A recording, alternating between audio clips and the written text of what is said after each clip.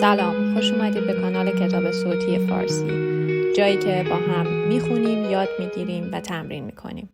امروز میخوام خلاصه کتابی رو بررسی کنم که در مورد این هست که چطور بعضی ها وقتی که دچار بحران میشن یا در شرایط سختی در زندگی گرفتار میشن، بلند میشن از جاشون، رشد میکنن و قوی تر از قبل پیش میرن، اما بعضی از دل همون بحران نمیتونن بلند بشن و برای مدتهای زیادی زمینگیر میشن. امی مورین رواندرمانگر و مددکار اجتماعی جواب این سوال رو توی کتابی تحت عنوان 13 کاری که آدم‌هایی که از نظر منتالی و ذهنی قوی هستن انجام نمیدن گردآوری کرده. امی مورین درمانگر بالینی در واقع پاسخ این سوال رو نه در کتاب بلکه در زندگی واقعیش یافته و بعد اون رو به شکل یک کتابی گردآوری کرده. اون در 23 سالگی مادرش ناگهان درگذشت و در 26 سالگی شوهرش دچار حمله قلبی میشه و جانش رو از دست میده و مدت کوتاهی بعد پدر شوهرش هم مبتلا به سرطان میشه. هر یک از این تراژدی‌ها میتونست زندگی امی رو نابود کنه، اما اون تصمیم گرفت به جای فروپاشی از دانش حرفه‌ای خودش استفاده کنه که بفهمه چه الگوهای ذهنی نیروی ما رو کم میکنه و مقاومتمون رو از بین میبره و ما رو از پا در میاره و بر اثر مواجهه با این شرایط سخت دچار گرفتاری در چرخه تخریب و ناامیدی میکنه. نتیجه این جستجو کتابی شد که میلیون‌ها نفر اون رو خریدند و جزو یکی از پرفروش‌ترین کتاب‌ها هستش. کتابی به اسم 13 کاری که افرادی که از نظر ذهنی یا همون منتالی قوی هستند انجام نمیدن. امی مورین کشف کرد که قدرت ذهنی فقط به اون چه که انجام میدی مربوط نیست، بلکه بخش عمده‌ای از قدرت ذهنی آدم‌ها به چیزها و کارهایی مربوط میشه که انجام نمیدن یا نباید انجام بدن و در نتیجه انجامم نمیدن. مقاله‌ای که درباره همین موضوع نوشت بیش از 50 میلیون بار خونده شد، چون به حقیقت اساسی اشاره داشت و این حقیقت این بود که ما اغلب خودمون با افکار و رفتارهای مخربمون قدرت ذهنی خودمون رو نابود می‌کنیم. این کتاب نقشه عملی ارائه میده برای حذف 13 عادت ذهنی که جلوی رشد و موفقیت آدم‌ها رو میگیره. در این مسیر یاد میگیریم از اتلاف وقت در حس ترحم به خود دست برداریم، نگذاریم دیگران قدرتمون رو ازمون بگیره و از ترس ریسک های حساب شده رها بشیم.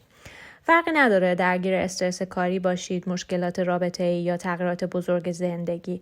همه این راهکارهایی که توی این کتاب ارائه میشه قرار هستش که به ما کمک کنه که در مجموع تاب‌آوری ذهنی بسازیم و موفقیتی پایدار بتونیم به دست بیاریم. نویسنده کتاب امی مورین نه تنها روان درمانگر و مربی قدرت ذهنیه، بلکه یک نویسنده بین‌المللی پرفروشه.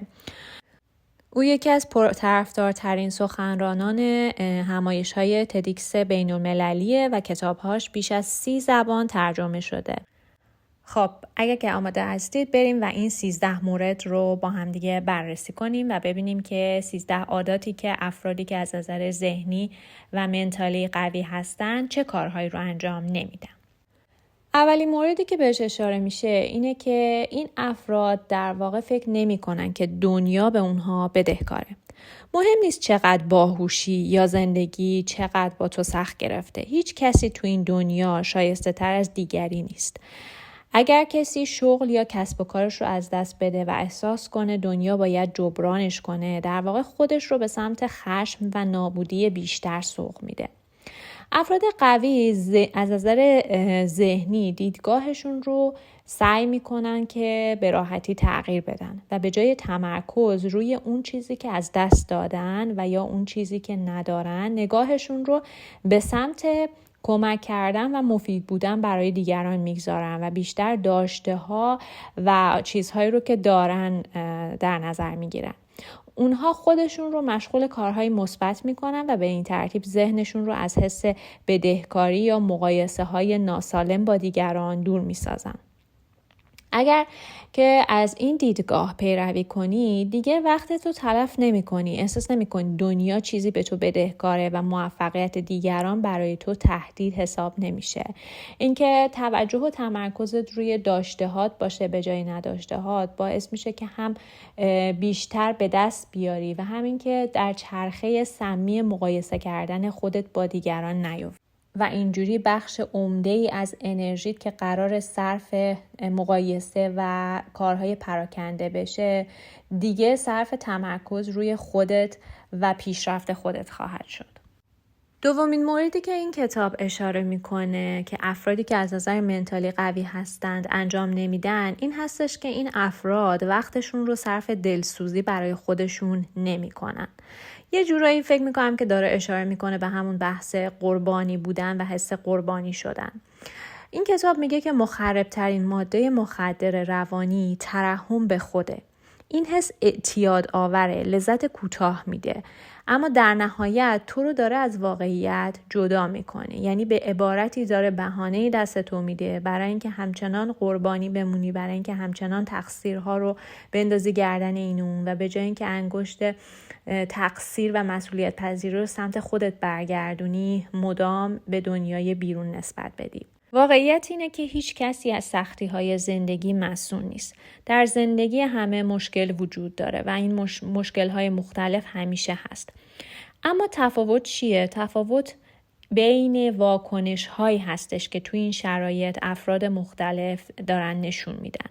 در واقع افرادی که ذهن قوی دارن و از نظر منتالیتی خیلی قوی هستن وقت خودشون رو صرف دلسوزی نمی کنن، چون میدونن وقتشون ارزشمنده و قرار نیست با قرار گرفتن در نقش قربانی و اینکه بدشانسی آوردم یا هر بهونه دیگه‌ای توی این نقش بمونن و به جای اون شروع میکنن قدردانی رو جایگزین میکنن.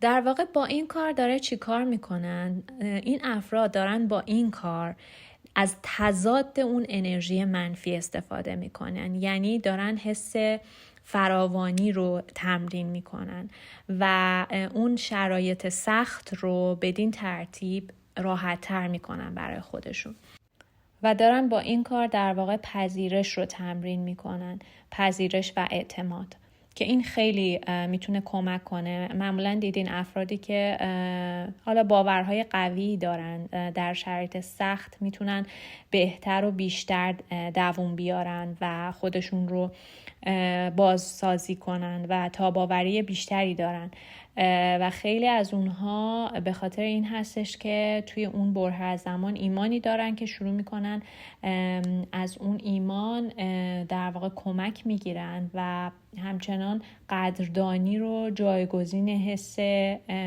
کافی نبودن، حس قربانی بودن میکنن و این خیلی وقتا به این آدم ها کمک میکنه. امی مورین توی کتابش میاد یه مثالی میزنه از یه دونده ماراتون آمریکایی که در کمی بیش از 2 ساعت دوید. اون مدرک کارشناسی ارشد آموزش داره و کتاب هم نوشته.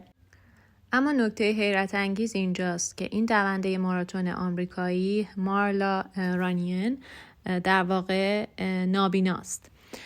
اما راز موفقیتش چی بود؟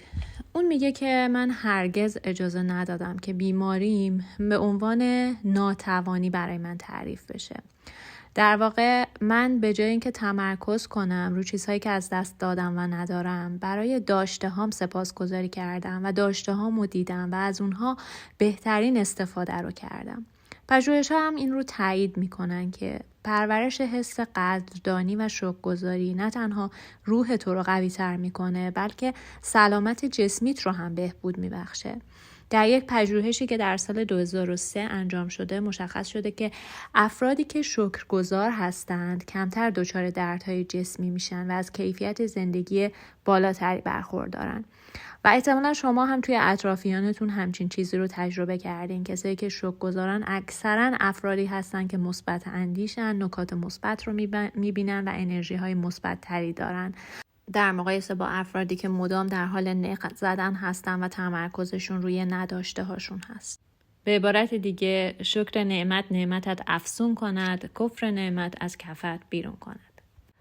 ویژگی سومی که افرادی که از نظر ذهنی قوی هستن داره اینه که این افراد از تغییر نمیترسن. چون در حالات عادی میدونیم که تغییر برای بیشتر آدم‌ها ترسناکه. چرا؟ چون در واقع مغز انسان به قطعیت وابسته است. عدم ثبات و تغییر در واقع یه جور تهدید برای مغز محسوب میشه. اینکه قابل پیش بینی نباشه چیزی حس تهدید و ناامنی رو به مغز میده. برای همینه که همیشه تغییر سخت هست و بیرون اومدن از کامفورت زون یا همون ناحیه امن خیلی اوقات کار آسونی نیست. اما افراد قوی میدونن که اون رشد بزرگی که اتفاق میفته فقط در دل تغییر هست. اونها یاد گرفتن که از تغییر استقبال کنن، نه اینکه در برابرش مقاومت کنن. و حتی اگه اون ترس میاد، اون ترس رو ببینن، متوجه باشن و حتی بابتش خوشحال باشن که این ترس هست. چون میدونن که در واقع پشت این ترس قرار یک خروج از منطقه امنی باشه که در انتهای اون جاده یک رشد بزرگ خواهد بود. امی مورین توضیح میده که بیشتر مردم فکر میکنن وقتی شرایط تغییر کنه احساس بهتری خواهم داشت، اما افراد قوی میدونن دقیقاً برعکسه. اینکه شرایط تغییر کنه قرار نیست احساس تو رو عوض کنه، بلکه وقتی که نگرش تو عوض بشه شرایط در واقع تغییر میکنه و احساس تو تغییر خواهد کرد. امی مورین میگه افرادی که از نظر منتالی قوی هستن در واقع وقتی که با یه تغییر یا شرایط جدیدی مواجه میشن، برای اینکه سازگار باشن 5 تا تغییر رو دنبال میکنن. اول اینکه پذیرش، واقعیت رو میپذیرند حتی اگه ناخوشایند باشه.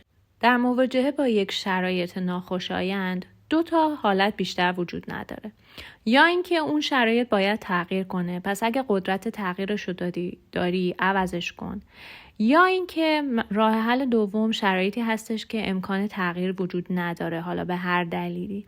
در این صورت پذیرش بهترین و مناسبترین گزینه هستش. گام دومی که در موردش صحبت میشه توی این شرایط این افراد به کار میبرن این هستش که به جای شکایت و نق زدن روی اون چه که در کنترلشون هست تمرکز میکنن. سومین مرحله این هستش که اونها ترس رو به عنوان بخش طبیعی از فرایند رشد میپذیرن.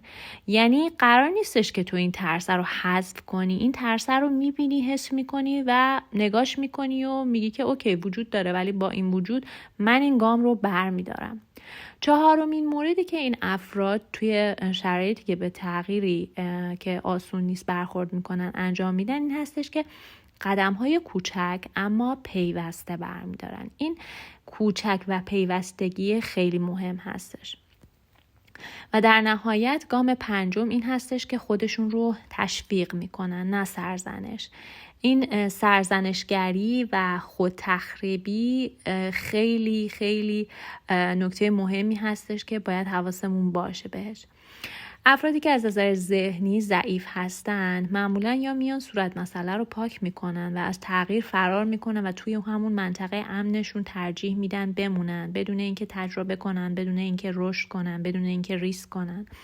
اما در مقابل افرادی که از نظر منتالیتی قوی هستند کسایی هستن که هر تغییر رو یک فرصتی میدونن برای ساختن نسخه بهتری از خودشون، برای تجربه کسب کردن. در واقع اونها هر تغییر رو یک فرصت جدید میدونن. مورد 4 که به نظر من جزو یکی از تاپ ترین ویژگی های افرادی هست که از نظر ذهنی قوی هستن اینه که این افراد به هیچ عنوان قدرت خودشون رو به دیگران نمیدن. یعنی چی؟ ببینیم وقتی که ما اجازه میدیم رفتار یا حرف دیگران حالمون رو خراب کنه یا شرایطمون رو عوض کنه، در واقع داریم قدرتمون رو به اونها واگذار میکنیم. افراد قوی هیچ موقع کنترل احساساتشون رو در دست دیگران نمیدن. اونها کسایی هستن که نه با تشویق و کف و سود کشیدن بقیه افراد میرن تو آسمون و اوج میگیرن، نه کسایی هستن که اگر با نقد و انتقاد و حرفای منفی بقیه یا قضاوت‌هاشون روبرو بشن، ناامید بشن، دست از کارهایی که باید بکنن بکشن و متوقف بشن. اونها نمیگذارن کسی با تحقیر، انتقاد یا حتی تعریف‌های غیر واقعی مسیر احساسیشون رو تعیین کنه. امی مورین میگه قدرت روانی تو همون جایی هستش که واکنشت رو انتخاب میکنی. اگه دیگران بتونن واکنش تو رو پیش بینی یا کنترل کنن، این به این معنی هستش که تو قدرتت رو دادی دست بقیه. افرادی که از نظر ذهنی قوی هستن لازم نمیدونن همیشه تایید دیگران رو داشته باشن و منتظر تایید دیگران نیستن. در برابر رفتار ناعادلانه آرام هستن اما قاطع برخورد میکنن و در نهایت این افراد مسئول احساس خود هستن و مسئولیت احساسات خودشون رو به عهده میگیرن، قربانی نیستن. پس نکته طلایی این هستش که حواست باشه که در واقع قدرتت رو به بقیه ندی و اینکه تو انتخاب میکنی که در واقع چه واکنشی رو نشون بدی، فارغ از اینکه در چه شرایطی هستی و چه حرفی از بقیه میشنوی. ویژگی شماره 5 این هستش که این افراد روی چیزهایی که نمیتونن کنترل کنن تمرکز نمیکنن. به نظر من یکی از ویژگی که خیلی این افرادی که از نظر ذهنی قوی هستن براشون مهمه اینه که خیلی آگاهانه و هوشمندانه انرژیشون و توجهشون رو خرج میکنن.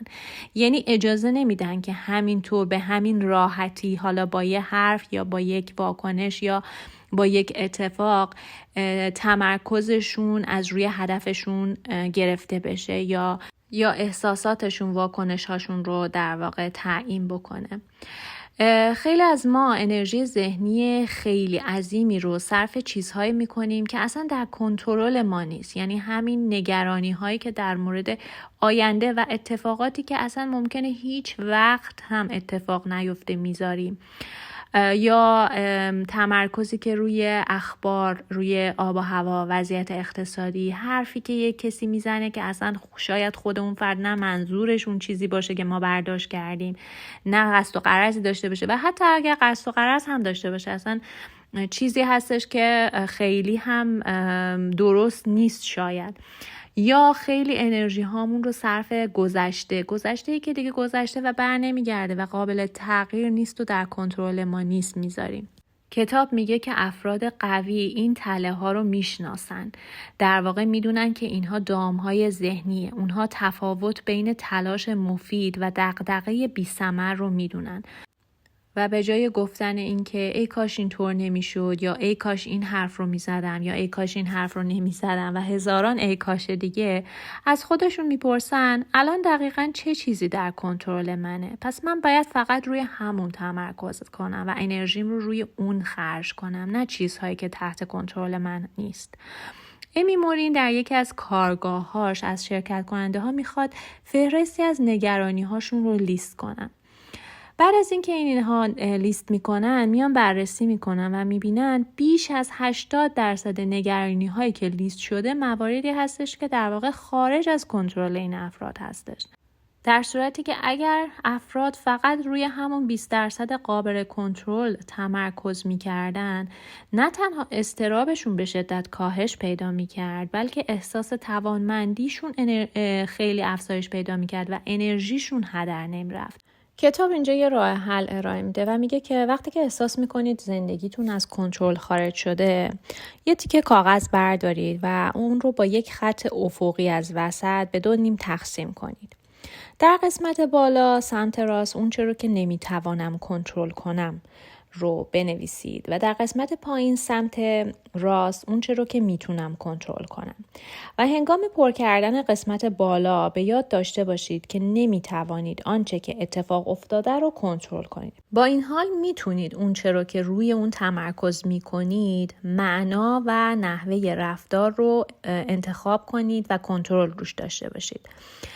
و بعد از اینکه این لیست رو تهیه کردین، یک بار مرورش کنید و حواستون باشه به اون بخشی که نمیتونید کنترل کنید، چون نباید انرژیتون رو صرف اون قسمت بکنید و سعی کنید که تمرکزتون رو تنها به بخش پایینی بگذارید.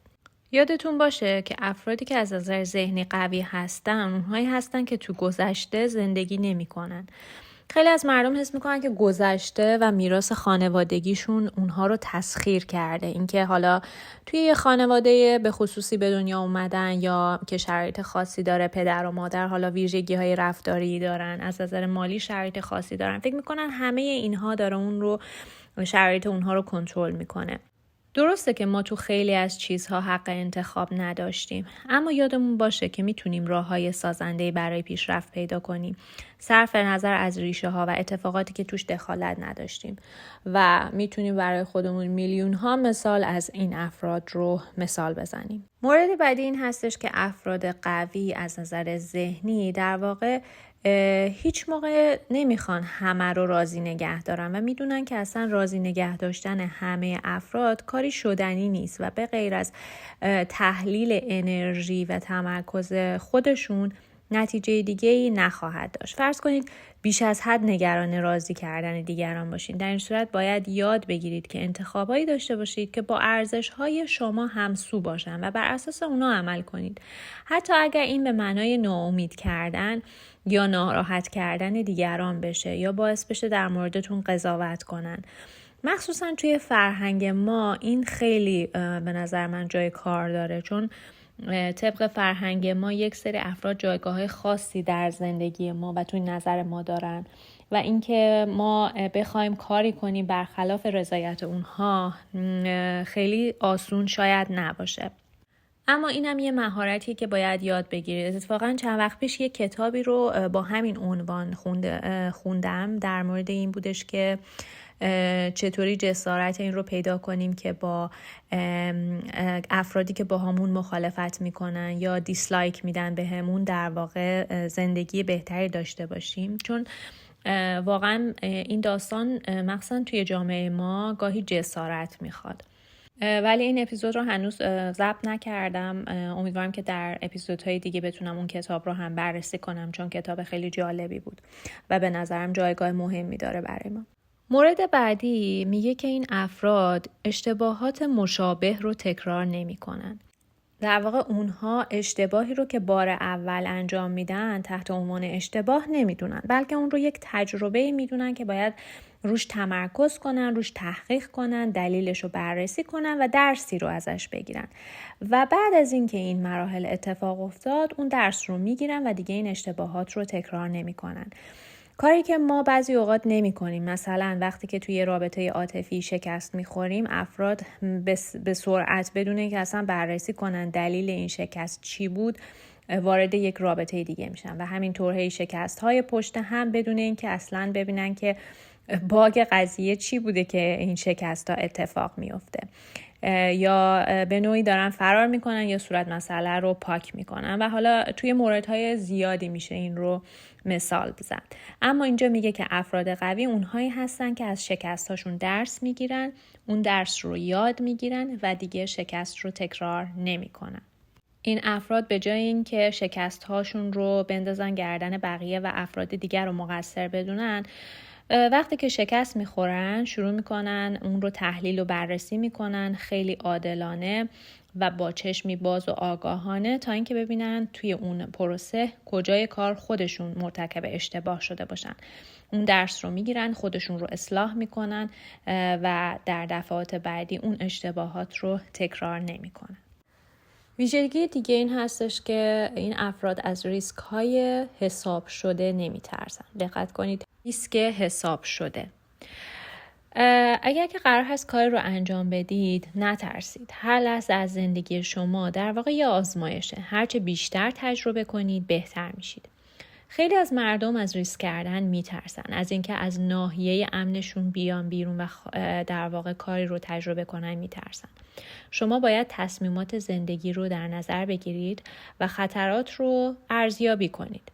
بنابراین یادگیری چگونگی به حداقل رسوندن ریسک و خطرات و تعیین کردن اینکه کدوم خطرات ارزش مزایا رو داره ضروری هستش. در واقع باید وزن بین اون خطری که وجود داره و اون دستاوردی که در ازاش بهش میرسید رو بررسی کنید و با پرسیدن این که آیا هزینه که بالقوه هستش بیشتر هست یا مزایایی که بالقوه هست تصمیم بگیرید که اون اقدام رو انجام بدید یا نه اینکه به خاطر ترستون در واقع اون کار رو انجام ندید. گاهی اوقات هم این ترس به خاطر کمالگرایی هستش. یعنی شما دوست دارید که یه کار رو پرفکت و عالی انجام بدید که احتمال شکستش به 0 برسه، یا اینکه میخواین یه بیزنسی را بندازین و همش انقدر دارید تجزیه و تحلیل و تحقیق و بررسی میکنید که اصلا یک قدم هم بر نمیدارید.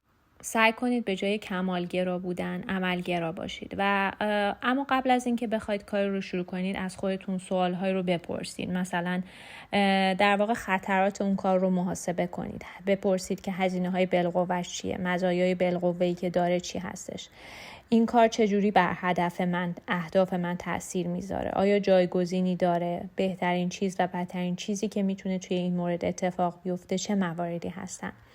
این موضوع در 5 سال آینده چقدر اهمیت داره برای من؟ پاسخ این سوال‌ها رو بنویسید و بعد شروع کنید که اون رو بررسی کنید. این به شما کمک میکنه که خطرات احتمالی رو محاسبه کنید و به تصمیم نسبتاً معقولانه‌ای برسید. یادتون باشه که همیشه ریسکی که حساب شده باشه و بیرون اومده از منطقه امن شما رو قوی تر میکنه و به مرور یاد میگیرید که اونقدی هم که فکر میکنید در واقع این کار ترسناک نیست و هی تمرین میکنید و تجربه کسب میکنید و بهتر و بهتر میشید. اما موندن در واقع اون نقطه امن هیچ دستاوردی نداره.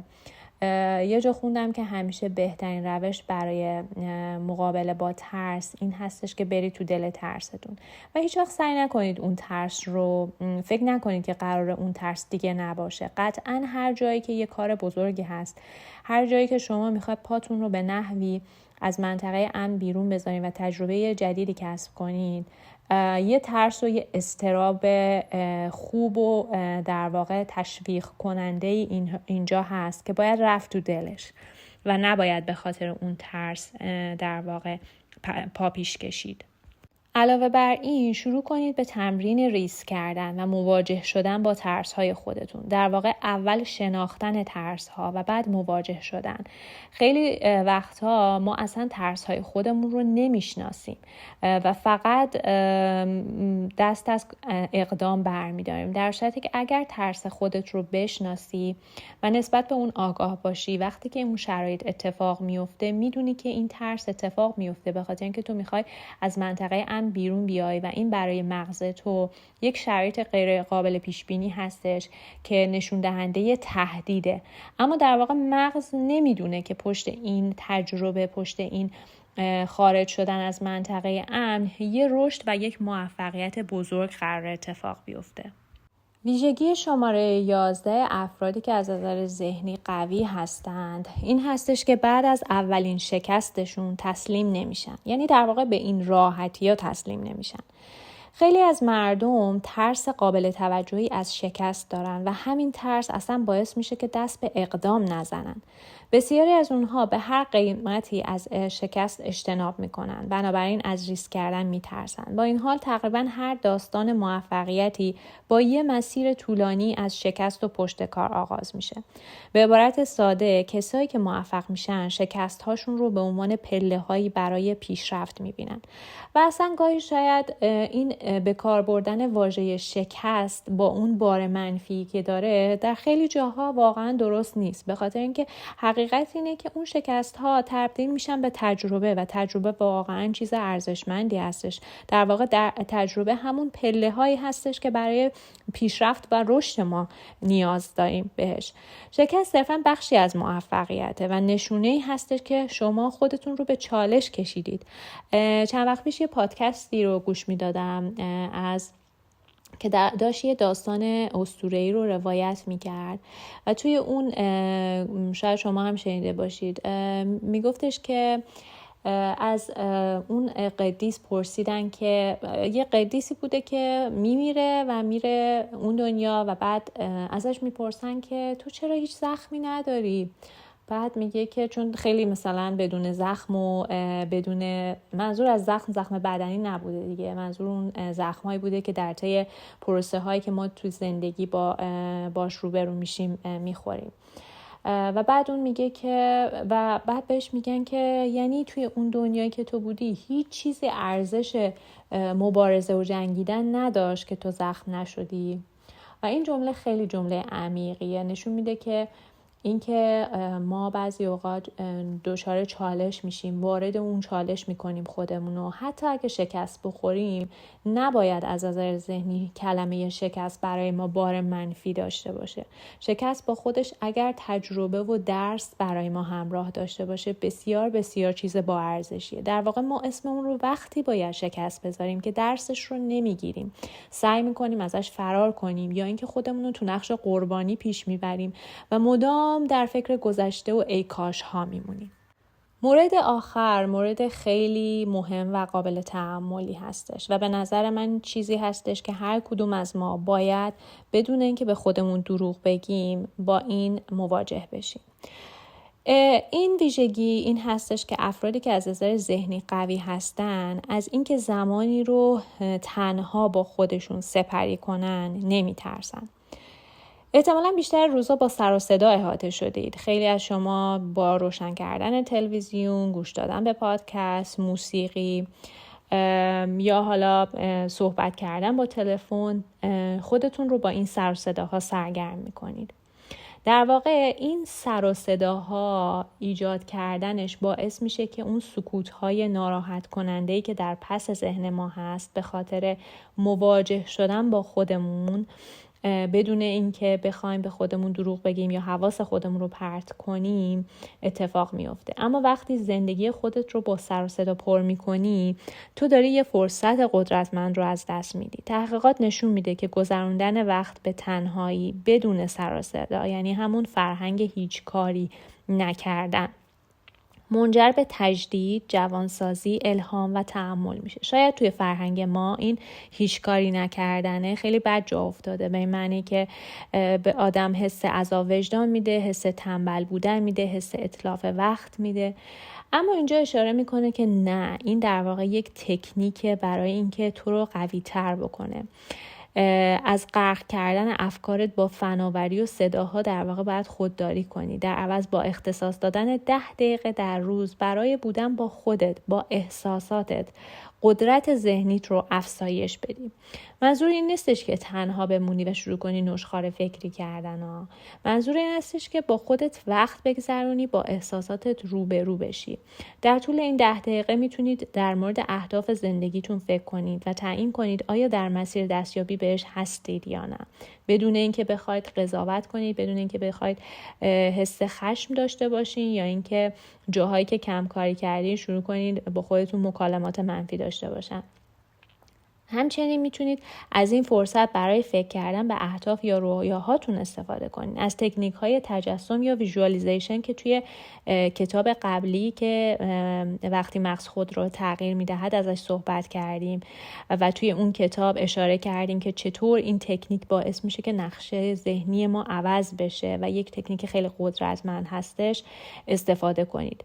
با نوشتن افکارتون و جورنالینگ کردن در واقع میتونید از این مدت زمان به درستی استفاده کنید. حتی میتونید ذهن آگاهی کنید، میتونید مدیتیشن کنید و در واقع توی این سکوت کم کم با خودتون احساس راحتی کنید. چون خیلی افراد هستن که وقتی که توی این سکوت میمونن شدیداً استرس و اضطراب میگیرن و نیاز دارن که حتما یه کاری بکنن. اگر این اتفاق براتون میفته بدونید که جزء کسایی هستید که قطعاً باید روی این ویژگی کار کنید. مطالعات نشون داده که مدیتیشن با تنظیم شناخت و احساسات ساختار مغزی رو به طور مثبتی تغییر میده. این دقیقاً چیزی بود که توی اون کتابی که وقتی مغز خودش رو تغییر میده هم گفتیم. حتی بیشتر از اون ثابت شده که مدیتیشن برای کسایی که با مشکلات تنفسی، تومور، بیخوابی، درد مزمن و بیماری‌های قلبی عروقی دست و پنجه نرم میکنن تأثیر میذاره. و واقعا قدرت مدیتیشن رو دست کم نگیرید. این روزها خوشبختانه توی فرهنگ ما مدیتیشن کم کم داره جا میفته، ولی واقعا برای دنیایی که همش ما داریم درگیر صدا و تکنولوژی و اسکرول کردن و اسکرین هستیم، مدیتیشن خیلی معجزه میکنه. و آخرین ویژگی افرادی که از نظر ذهنی بسیار قوی هستن این هستش که این افراد انتظار نتایج فوری ندارند. چیزی که برای دنیای امروز بسیار بسیار سخته، چون ما تو دنیای سرعت زندگی میکنیم و با یک کلیک به هر چیزی که میخوایم با سرعت بی‌نهایت میتونیم دست پیدا کنیم و این باعث شده که ما اصلا مفهوم صبر و پایداری برامون خیلی خیلی سخت باشه، تمرکزمون رو از دست بدیم و اصلا نتونیم که حتی چند صفحه کتاب بخونیم یا روی یک کاری بدون اینکه دیسترکت بشیم یا حواسمون پرت بشه متمرکز بشیم. یه مطالعه در سال 1972 انجام شد که بررسی کردن که آیا افراد در تصمیمات سال نوی که میگیرن، معمولا بهش میگن رزولوشن، یه لیستی هستش که حالا سال که جدید میشه افراد شروع میکنن مینویسن که ببینن که در طی اون سال بهش دست پیدا کنن و این مطالعه در مورد همین هستش که آیا افراد در تصمیمات سال نو خود موفق میشن یا نه. توی این مطالعات به این نتیجه رسیدن که 25% شرکت کننده ها بعد از 15 هفته تصمیمات خود رو رها کردن و توی مطالعه مشابهی که تو سال 1989 انجام شده این تعداد تنها به 1 هفته کاهش یافته بود. فکر میکنم الان حتی شاید چند روز بود، این حتی چند روز و چند ساعت باشه، اینکه آدم ها یک تصمیمی رو میگیرن، اولش خیلی مشتاقن، چند روز ادامه میدن و بعد رهاش میکنن. نویسنده یه مثالی میزنه. در واقع یه مدتی خود نویسنده با والدین کودکان خردسال کار میکرده و به اونها آموزش میداده که در زمانی که بچه ها حالا شروع میکنن گریه میکنن، کج خلقی میکنن، چجوری اونها رو مدیریت کنه. توصیه استاندارد این بود که وقتی که بچه ها خودشون رو زمین میندازن، شروع میکنن گریه میکنن و داد و هوار میکنن و لگد میزنن، با جدیت اونها رو نادیده بگیرید. بسیاری از والدین در ابتدا شکایت کردن. اونا گفتن که کج خلقی ها بدتر میشه چون بچه‌ها بلندتر فریاد میزنن و سر صداشون بیشتر میشه. اما اگر والدین همچنان به نادیده گرفتن اونها ادامه میدادن، کج خلقی ها ناگریز بهبود میافت. این مثال نشون میده که صبر و صبور بودن، پایبندی به هدف و ادامه تلاش برای رسیدن به اون چقدر مهمه. شما باید اقداماتی رو حفظ کنید. وقتی تو یه لحظه از هیچ پیشرفتی قدردانی نمی‌کنید یا اصلا هیچ پیشرفتی رو نمی‌بینید، باز هم باید به نتیجه ایمان داشته باشید و ادامه بدید. در کتاب 13 کاری که افرادی که از نظر ذهنی قوی هستن انجام نمیدهن، ایمی موران از تجربیات شخصیش در مورد تروما و دانش روان درمانی صحبت میکنه و اون میگه که وقتی که 23 ساله بوده، مادرش ناگهان بر اثر یک بیماری مغزی از دنیا میره. 3 سال بعد شوهرش که 26 سالش بوده هم بر اثر حمله قلبی در میگذره و ایمی احساس میکنه که در حال ورود به یک مکان تاریک ذهنیه. بنابراین در مورد کارش به عنوان روان درمانگر تأمل میکنه و اصلا همین میشه که این کتاب گردآوری میشه. خب به عنوان جمع‌بندی بیاید 13 کاری رو که افراد با ذهن قوی انجام نمیدن رو با هم مرور کنیم یک بار و سعی کنیم که اینها رو به خاطر بسپاریم و همینطور که گفتم اونها رو در طول زندگی، در طول هفته هایی که میاد تمرین کنیم و انقدر اینها رو تو موقعیت تمرین کنیم که در واقع بتونیم به عنوان یک مهارت همیشه در موقعیت های سخت داشته باشیم و به کارشون ببریم. افرادی که از نظر ذهنی قوی هستن احساس نمی کنن که دنیا چیزی بهشون بدهکاره. این افراد از در واقع وقتشون رو با احساس تأسف خوردن برای خودشون و قربانی بودن تلف نمی‌کنن. این افراد از موفقیت دیگران خشمگین نمیشن. هیچ موقع اجازه نمیدن که قدرتشون رو به بقیه بدن و روی چیزهایی که خارج از کنترل اونهاست تمرکز نمی‌کنند و انرژی نمیذارن. افراد قوی کسایی هستن که در گذشته سیر نمی‌کنن و از نظر ذهنی نگران راضی نگه داشتن همه آدم‌ها نیستن.